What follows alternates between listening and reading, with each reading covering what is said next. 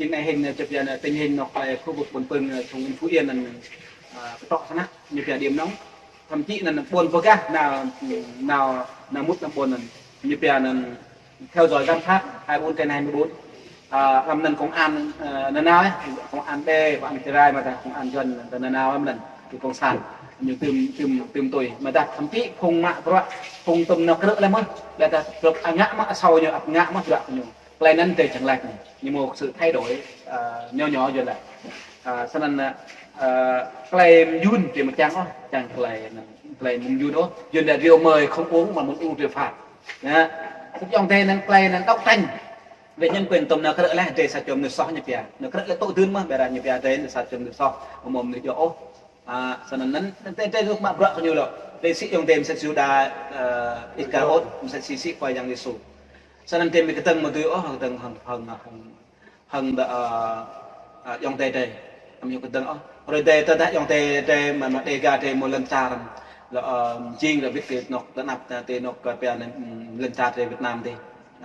Tây Nguyên tê tê một nó tốt quá từ năm tê Việt cho nên chừng rạm mar này chừng tôi si cầu mồ làm chim năn ta nạp này chẳng thu tập lui hình là nên cá giáp con này kình nói chung là chuyện về Buôn Pưng địa lâm thôi Sông Hinh hay còn riêng từ Sông Hinh huyện Sông Hinh trung tâm huyện Sông Hinh trúc xã Sông Hinh đọc này tôi cần tục mô người một số dòng tên là Sông Hinh huyện Sông Hinh tính chỗ xã cho đây bờ Thái Lan này tuyệt của dọa này ngã sát một sam sẽ chỉ này nga mà nhiều cỡ tầm cỡ lắm á nhiều hay bên này một tôi sẽ đọc về là lần tự chọn buồn mà buồn thô nhỉ nhiều thuộc về thị trấn Hai Riêng nhiều thuộc địa tân ăn còn là Yam chú đi chú nhỉ chú sao đi chú này hình như thuộc Thái Lan lắm á như buồn mà sung như địa Thái Lan như nó cỡ tua thôn xin lỗi như là cỡ tua đợt như là cỡ bây giờ ta là trình đấu tranh nộp nhân quyền này và tôn giáo này lại lần múa á buồn đây sẽ chỉ sơ đi cu mà phương hè tròn Sông Hinh Buôn Thu nhỉ như là cỡ tua đất lắm á bây giờ là cầu Cà Mão ta nhiều bình bình tin mua cắt thập cư tội nhưng mà họ thâu nuôi nên có giờ họ tục mít được lại tự chuyện này bây giờ thầy mua này một kiểm là tôi đấy đang thọc ra là rạm ar đang thọc ra từ cái phát cái đi tôi nạp này là phát cái đi không san Việt Nam được lại nhân quyền tôn giáo và nhân quyền này giờ nó bên đi luôn giờ nó ping pong họ tôi mua lấy mệt vả là tiền là tôi lại dòng sân đấy nhiều loại với các loại ngã lên trong cả mỡ có 1.000 năm chính là thế các mỡ này lấy ping pong họ bồi dự là răng hụt của này giờ nó nói tôi mà sân đoạn về là nên tao mò mất là ngon tôi nhiều một đoạn về lại chuột trăng nước này lệ là ăn cho nhạ sau dần đó mất do mạng nhiều hụi nhớ ta một lần người ta thao mò hẹp nhiều ha ta thao khăn nhiều ngạ loại chính xác ha người ta dần như con nào nhầm lừa ta cần thao mất lần xong nó bởi càng ít mệt vả người ta bị ít tố anh đi bị yên đi ta nhiều ít thao lên cứ nhiều mạng loại được na ít không nếu nhiều kem một đoạn về cái nhiều hàng lại un tù lấy pi bằng không tùy cái lấy nhau để tụi bạn loại mong này non giờ nó đã hà nhiều ngạ nên lại tôi mới mức sắp đuổi mới thằng bố bọn ngạ tôi lại tao về ta chụp con em chụp con thịt lại lần chính lại ta cuốn sam ta giờ bọn này lại đang làm đa ta lại nồng một bèo bằng ngăn để nó đút cứ ta lại đang ngạ nhá cái gì cái dòng tề prai của miệng mà lư bọn đi tràn bọn này chụp phòng giờ nó về để thò răng cái bằng máu tập nàng đà lệ nó dần lư đã ngại đà máu mà đã cứ mong ngạo chính dần chưa lên là nó bình dần như tươm như càng tập sóc càng tập cổ đuôi giờ nó tay này giờ nó tay bục lại ấy tổ nó các phiêu Phú Yên tôi mượn loại về các đình tình hồ đã được là bài như không bản ấy tổ nó như lệ tôi đình nhẹ giặt được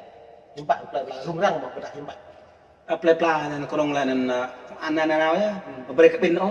mà ta nên ăn có bố nhưng cái ta bên của chủ tuần là chụp mà bây giờ cho tao hay nè bố có ăn mời bên nó net lâm mà được ăn mời á chính ta như một nội gián liền biển gặp ta mạng pro ăn tôi xem như mạng pro ăn cái cái chẳng cái pragma ta đang như trang các bác ma như rằng thời đại tôi duyên bè nên duyên là tiền công của tội lỗi là sự chết, sự ban cho Đức Chúa Trời là sự bè sửa sống vĩnh cửu như thế bè. Cho nên cái các bác ma nên tề bằng tề xích trong tề để mong chung dùng, trong tề các đau bên, trong tề mùa bè nên mùa ngạ sát đó. Tôi đã trong tề tổ chức trong biểu tình, tổ chức trong lương công sản dọn mà, tôi ta không sản mạ lần để, đó. Thế là trước năm 15 giờ lại này, sau năm 15 nhung được kẹt kề như lại, là ngạn như lại là pro để prang để mì nên chẳng pre nên, từ một lời tùy nên chẳng pre lần thề vịt lần thề hà, để đã nhục lũ, nhục ngạo, sao nên, anh cái nên trong thề nên làm bao nhiêu trong thề không thể lên tiếng, duyên lệ, ô đủ tiêu, phố yêu duyên, chẳng pre duyên tục cùng duyên nên tiêu duyên cùng sản, sau này được thuần 205 này. 20405 cái giai đoạn là bốn phương là triều biểu tình những chẳng yêu dần vịt tí lần trà đi năn nục cắn dòng tiền nó cỡ lù mùa tua pro từng chỗ đưa nó bốn phương sẽ chỉ đào làm chí con nữa đưa vì là cây nó cỡ chi hết mùa là thấp nhất là 18 tháng tù đà nó cỡ Xuân Phước nghiệp đào cỡ Tuy Hòa đào cỡ Thanh Hóa đào cỡ bờ Nam Hà như về khu vực biển ấy Đình Như Lai muốn mắc được biển lưu cái Đình Như Lai được giữaนั้นmệt vã ta buộc cái bằng cái này ta học ác giờ tạo mong plan này moni cái năm làm cái nhâm của mạ prọ một lại pian cái cặp nằm núi lên trong mạ prọ tới ta lấy cái dầu vấn đề phù hợp lấy dọn nhẹ dầu là tu nhân lương tâm này giữaนั้นlà này bây giờ riêng cái pol này mình pol thì pi bằng prọ lưu cái pol nấp các cái prọ sát bị rồi pi bằng giữaนั้นta lấy này ta nằm tết pol này ta pol có một đầu rê lú vật mệt vã ta pol ngại chỉ làm lú nửa rồi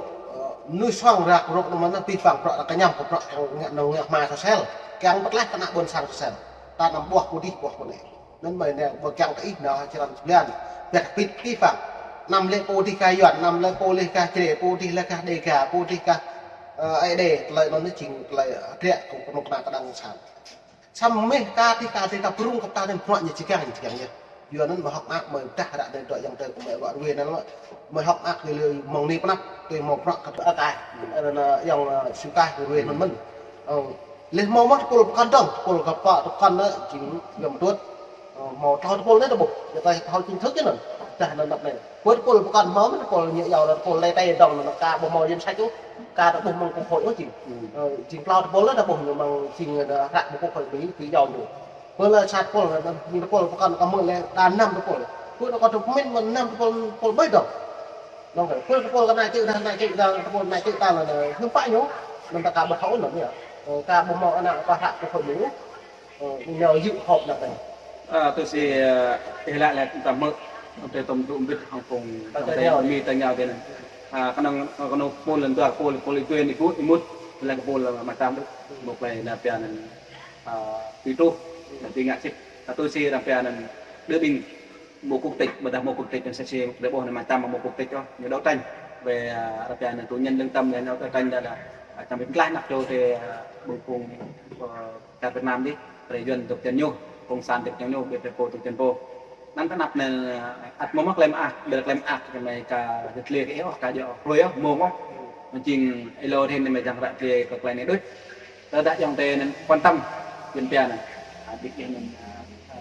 like chia sẻ là nên theo dõi thông tin là nên đăng ký là nên các tham mưu thông tin rồi là nên lepo nào cơ nên tí buôn tụ để cư dân sách ăn rõ ràng suốt năm sinh nhau cư rõ ràng chỉ là nên duyên tên thường gọi họ bảo tên nhiều tên ăn đây là tên thường gọi là mà đây là quê quán nhiều rất liên tục là quốc tịch có thói quốc tịch Việt Nam trên độ văn hóa như tung lấy nghề nghiệp như nó gọi là nghề nghiệp nhiều lên nên tôn giáo những tôi tôn giáo nhiều lên nơi giam cầm đọc như cơ lên ăn giam cầm bao nhiêu năm để thâu rõ ràng nhắn tin ví dụ nên người ta liên hệ riêng với Facebook câu mà ta có pre nick như bây nên Sky có cái đặt Sky trong pre trong thu thập thông tin đầy đủ về cái nạp này là trong tôm cùng danh sách trong cư là quốc hội Mỹ người ta nạp này là về hộp nhân quyền hội đồng nhân quyền này trong đây giờ nó nếu pi bằng tại mở này pi bằng bên em tôi mọ năn em nằm hụi pi bằng năn mày mọ năn pi bằng rim có rim quả xong mày mọ đặt mày mọ con khai bên này tôi yang hai lại nhiều đặt năn nó lại vừa đặt năn nó bình từ độ bằng nhau đấy bữa này lần chào Việt Nam mà chào học bí mật về cái mày thao bị tụ mình bà mùng để bên tất cả nhặt mày thao mình mày ví dụ mày con khai pi bằng người ta cô nhiều tụ chặt theo tí và Việt Nam tí những chàng mày con khai nâng cao mày một quên mày con khai duyệt nó các mày tình bây giờ mày lại bữa đặt bộ này năn năn lại nó cần cất lại rồi năn bình y hay nọ là nạ trình những bọa cả giờ nó mặc mày mặc hắn trở lại cái cào nên nó cú lại càng mất mình càng và đặt bộ cú lại bữa đi càng ta lúc mà càng được càng mà lại phải hẹp ta cái mình lại phải hẹp rồi là mà lu rẹt lại hẹp rồi cái zalo hẹp này WhatsApp hẹp mình có tình hẹp mình cái mail hẹp mình cả lu trả lời duyệt lại hẹp giờ mang thằng này ta tuy lại fit ta lại hẹp ta lại bộ màu ta lại ta nạp tạm sẽ hụt lỗ giờ nó mày học ác mà mình nạp ta lại mà phật đã này tôi cả này tình ta này tôi vào Việt Nam tôi có loạt này mình nạp một cuộc hội họp này Việt Nam tôi hai này có buồn là gặp yến chùa chó lên trong cả buồn khít nó chùa chó lên cả chéo nó cả chó đít cả thấu cho nên bây giờ để làm video này là chẳng phải đăng ký về anh nhau này mà ta cái đặt Telegram mà ta Sky này thì tốt nhất là học và tập này là Telegram đang dùng Telegram học nhóm nên chẳng phải đăng ký là liên hệ hướng này chẳng phải